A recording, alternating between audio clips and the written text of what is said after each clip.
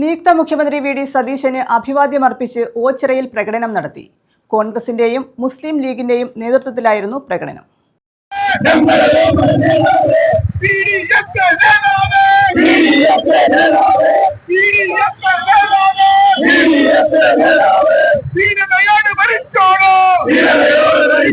നിയുക്ത മുഖ്യമന്ത്രി V D സതീശന് അഭിവാദ്യമർപ്പിച്ച കോൺഗ്രസിന്റെയും മുസ്ലിം ലീഗിന്റെയും നേതൃത്വത്തിൽ ഓച്ചിറയിൽ ആഹ്ലാദ പ്രകടനവും മധുര വിതരണവും നടത്തി. ശ്രീ വി ഡി സതീശനെ കേരളത്തിന്റെ മുഖ്യമന്ത്രിയായി തെരഞ്ഞെടുത്തതിന് നമ്മുടെ കേരളത്തിലെ എല്ലാ ജനങ്ങളോടൊപ്പം നമ്മളും ആഹ്ലാദിക്കുകയാണ്.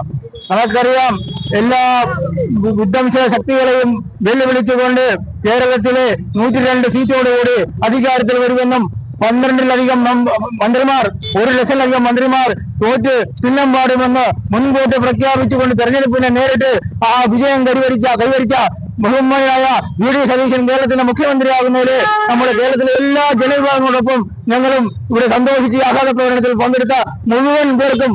ഓച്ചിറ കുരുവേലിൽ ജംഗ്ഷനിൽ നിന്നുമാണ് ആഹ്ലാദ പ്രകടനം ആരംഭിച്ചത്. ഓച്ചിറ ടൗൺ മൈതാനിയിൽ സമാപിച്ചു.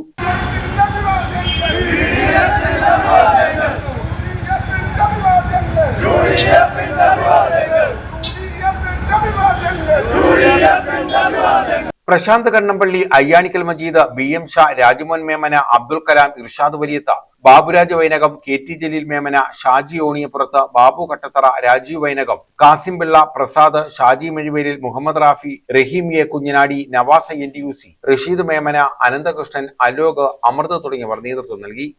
ആവേശത്തോടുകൂടി ഇന്നിവിടെ പ്രകടനത്തിൽ പങ്കെടുത്ത UDF നേതാക്കന്മാർ, പ്രവർത്തകർ, കേരളത്തെ സംബന്ധിച്ചിടത്തോളം ഇന്ന് സന്തോഷത്തിന്റെയും അതിലേറെ ആഹ്ലാദത്തിന്റെ സുനിതമായ ദിവസമാണ് ഇന്ന്. നമുക്കറിയാം, കഴിഞ്ഞ കുറെ ദിവസങ്ങളായി കേരളത്തിലെ 102 സീറ്റിലൂടെ അധികാരത്തിൽ വന്ന UDF MLA-മാർ ഒരാഴ്ച കൊണ്ട് കേരളത്തിലെ ജനങ്ങൾ ആകെ ദുഃഖത്തിലായിരുന്ന ഒരു ദിവസം കൂടിയായിരുന്നു ഇന്ന്.